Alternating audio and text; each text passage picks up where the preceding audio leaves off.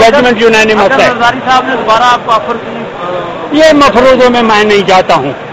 मेरा जो ज़मीर मुझे कहेगा वो मैं करूँगा। जी, ये बहुत इत्मीनान बख्श मौका है। जब डॉक्टर साहब में इकट्ठे हुए थे 6 अक्टूबर 2007 की वो शाम थी, हमारे ज़मीर की आवाज़ थी, हम दोनों एक दर्द में मुब्तला थे, हम चाहते थे कि कुछ किया जाए। एक पिटीशन लिखी गई, 7 तारीख को दाखिल हुई 2007 को, 12 को सुनी गई, और जो उस दिन सफ़र शुरू हुआ था, बीच में हम जेलों में भी गए, हमने वकालत से भी हाथ धोए, आज आखिर उस सफ़र का हमें फल मिला है, और ये एक इंतहाई तमाम कौम के लिए इत्मीनान का मौका है।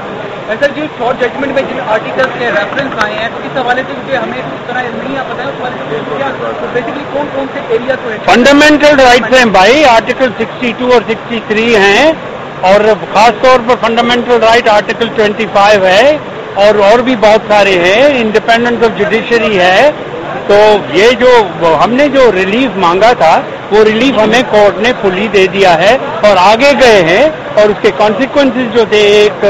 अनकॉन्स्टिट्यूशनल लॉ के, इमोरल लॉ के, उनको खत्म कर दिया है कोर्ट ने। कोई एक फर्द भी इससे कोई फायदा नहीं उठा सकता, और अगर किसी ने फायदा उठाया है तो वो खत्म है। और जितने भी केस 5 अक्टूबर को रिकॉर्ड पर थे, वो तमाम के तमाम केस चलेंगे, और अहकामात जारी किए गए हैं कि अभी इनकी इन्वेस्टिगेशन शुरू करो। फिर से जिनको अटॉर्नी जनरल ने गलत तौर पर खत्म करवाया, उसका स्टेटस क्या होगा? क्या वो दोबारा बहाल हो जाएंगे? और लूटी हुई दौलत के हवाले से आज मैं समझता हूं कि हमारी जो सुप्रीम कोर्ट की जजमेंट है, उसकी कुव्वत की बना पर वो कभी खत्म हुए ही नहीं थे, वो अभी तक वहां पड़े थे। हमने कभी कोई विथड्रॉल नहीं किया, यही सुप्रीम कोर्ट ने कहा है। कोर्ट ने एक सिस्टम आज अनाउंस किया है जिससे तमाम जितने भी इदारे हैं वो पाबंद हैं उसके, और कोर्ट ने कहा है कि इक़दामात अभी से शुरू कर दीजिए वो कौमी दौलत को वापस लाने के लिए। एक और बहुत बड़ा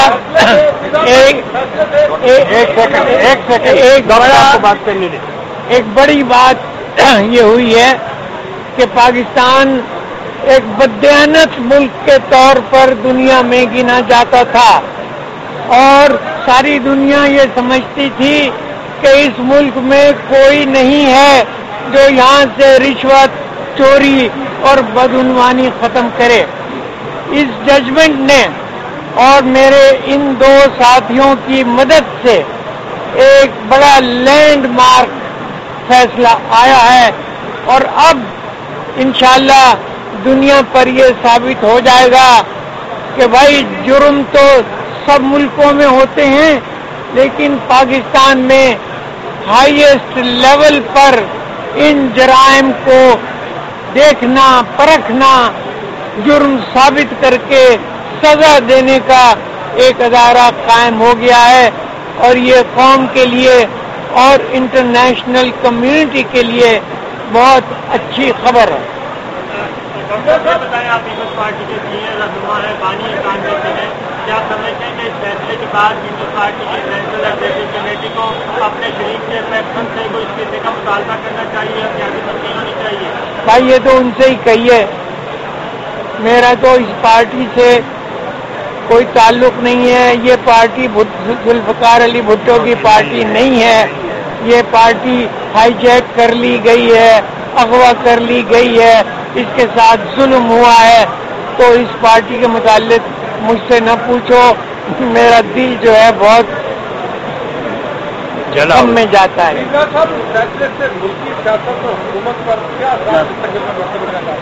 मैं कम अज कम इतना कहना चाहता हूँ कि हम में से किसी का भी ये इरादा नहीं था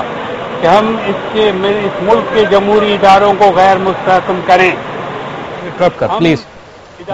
फासलात आपने डॉक्टर मुबशर हसन साहब और अब्दुल हफीज पीरजादा साहब की गुफ्तगू सुनी। मैं आपको ये बताता चलूं कि डॉक्टर मुबशर हसन जो है पाकिस्तान पीपल्स पार्टी के बानी कारकुन और बानी लीडर हैं, और अब्दुल हफीज पीरजादा वो शख्सियत है जिन्होंने 1973 का आइन बनाया था। इन दोनों का ये कहना है कि ये एक बहुत बड़ा फैसला है, और इस फैसले ने साबित कर दिया कि पाकिस्तान जैसे मुल्कों में भी कवानीन जो है उनके ऊपर अमल दरामद हो सकता है, और इनके अंदर भी एक सेल्फ रिस्पेक्ट जो है वो दिखाई और देखी जा सकती है। ये वाकई एक ऐसा تاریخی فیصلہ ہے کہ جس سے ہم پاکستان جو ہے وہ ایک نئے دور میں داخل ہوگا اور پاکستانی فخر سے اپنا سینہ پھلا کر قوم کو دنیا کو یہ بتا سکیں گے کہ ہم بھی ایک زندہ قوم ہے اور ہم بھی اپنے ضمیر کے مطابق فیصلے کر سکتے ہیں۔ عمران خان صاحب، اب آپ کا کیا خیال ہے، کیونکہ کورٹ نے یہ بھی اعلان کر دیا ہے کہ چیئرمین نیب جو ہے اس کو تبدیل کر دیا جائے؟ دیکھیں جاوید، جو سب سے بڑی بات یہ ہے کہ پاکستانی قوم کو آج ہم سب کو مبارک ہو کہ ہمیں پہلے ایک ملٹری ڈکٹیٹر نے پوری کوشش کی دبانے کے لیے اس کے بعد پھر آصف زرداری نے پورا زور لگایا کہ چیف جسٹس واپس نہ آئے، اور ایک ڈوگر جیسا جس کو جج کہتے ہوئے جج کی توہین کرنا ہے اس کو انہوں نے پسند کیا اور اس کو چیف جسٹس افتخار کو روکا۔ قوم نکلی سڑکوں پہ، جس طرح ہم نے دیکھا جو انقلاب آیا سڑکوں کے اوپر، یہ قوم کو مبارک ہو، کیونکہ یہ قائد اعظم کا پاکستان بننے جا رہا ہے۔ یہ پاکستان ہونا چاہیے تھا جدھر طاقتور اور کمزور کا ایک ایسے جج ہو جو کہ یہ قانون کی بالادستی قائم کرے۔ یہ کبھی پہلے پاکستان میں تصور نہیں تھا، اور آپ جانتے ہیں کہ ایک طاقتور کے لیے قانون ایک کمزور کے لیے، اور جیل بھرے ہوئے غریب لوگوں کے لیے، اور طاقتور ڈاکو آپ کے سامنے پھر رہے ہیں۔ تو آج یہ میں سمجھتا ہوں کہ ہم سب کے لیے بڑا خوشائند دن ہے۔ میں آج بہت خوش ہوں۔ میں اس لیے خوش ہوں کہ جو ججمنٹ آئی ہے، یہ نہیں کہ میرا کسی سے کوئی ذاتی کسی کچھ ہے، لیکن میں یہ آگے دیکھ رہا ہوں کہ یہ جس ملک کے اندر اتنی طاقت ہے، اتنی وائبرنسی ہے، یہی پاکستانی باہر جا کے کہاں سے کہاں پہنچ جاتے ہیں۔ وہ بیچارے اس نظام کے اندر پسے ہوئے ہیں جو ظلم اور ناانصافی کا نظام ہے۔ یہ چینج آ رہا ہے،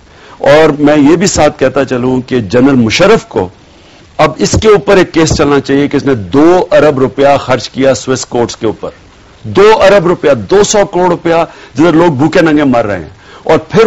وہ سارا پیسہ صرف اپنی کرسی بچانے کے لیے اور اپنی ذات کے خاطر اس نے معاف کر دیا، جس طرح کہ اس کے باپ کا پیسہ تھا۔ اس کے اوپر بھی کیس چلیں گے۔ یہ یہاں رکے گی نہیں گیم، یہ اب آگے چلے گی ساری۔ اور یہ جو لوگ اس وقت اب تک عیاشیاں کرتے رہے ہیں اس ملک کے اوپر اور نورا کشتی کھیلتے رہے ہیں، یہ سارے پھنسیں گے اس کے اندر۔ اچھا، نبیل گبول صاحب بھی ہمارے ساتھ ہے۔ گبول صاحب، آپ نے عمران خان صاحب کی گفتگو سنی، ڈاکٹر مبشر حسن کی گفتگو سنی، انہوں نے کہا کہ یہ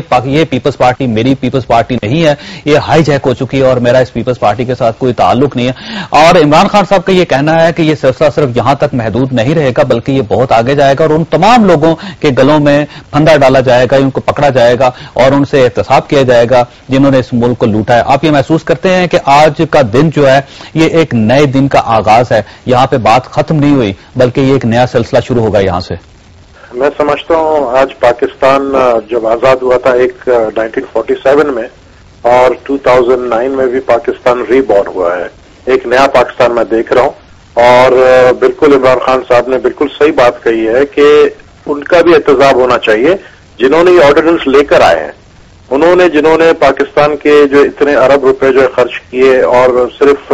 ان کا بھی نہیں ہونا چاہیے بلکہ ان لوگوں کا بھی ہونا چاہیے جنہوں نے سیاسی بنیادوں پہ کیسز بنائے ہیں۔ تو میں سمجھتا ہوں یہ پورے سسٹم کو اب جب چینجز کی طرف آ گئے تو پورے سسٹم کو چینج کرنا چاہیے، صرف ایک کو ٹارگیٹ نہیں بنانا چاہیے۔ اب آگے آنے والے دنوں میں دیکھتے ہیں کہ ہم تو سمجھتے ہیں کہ یہ جتنے بھی کیسز آج سے ری اوپن ہو گئے ہیں تو ان کے فیصلے جو ہیں وہ جلدی ہوتے ہیں، یا پچھلے دور کی طرح جو ہے 8 سال آصف زرداری کو جیل میں رکھا اور کوئی فیصلہ نہیں ہو سکا۔ دیکھیے گبول صاحب، اس کے فیصلہ تو ظاہر ہے اس میں آپ کا رسپانس جو ہے نا وہ بڑا امپورٹنٹ ہے، کیونکہ حکومت نے پیش ہونا ہے، حکومت نے شواہد پیش کرنے ہیں، ثبوت پیش کرنے ہیں، دلائل دینے ہیں، ان کیسز کو آگے منطقی انجام تک پہنچانا ہے۔ اگر آپ لوگ کوآپریٹ نہیں کریں گے تو یہ ان کیسز کا فیصلہ نہیں ہو سکے گا۔ لہٰذا اب یہ بھی دیکھنا ہے کہ پاکستان پیپلز پارٹی جو ہے وہ ایک قوم کی کتنی بڑی پارٹی ثابت ہوتی ہے اور وہ کتنا آگے چل کر اپنے زمین کے مطابق فیصلے کرتی ہے۔ بڑا کوآپریشن اور ہمارا کیا ہوگا بھائی گورنمنٹ کا کہ ہم نے NRO کو کورٹ میں ڈیفینڈ ہی نہیں کیا سپریم کورٹ میں، اور میں سمجھتا ہوں کہ آج جس طریقے سے جو سپریم کورٹ کا ورڈکٹ ہے کہ چیئرمین نیب کو بھی چینج کر دیا گیا ہے،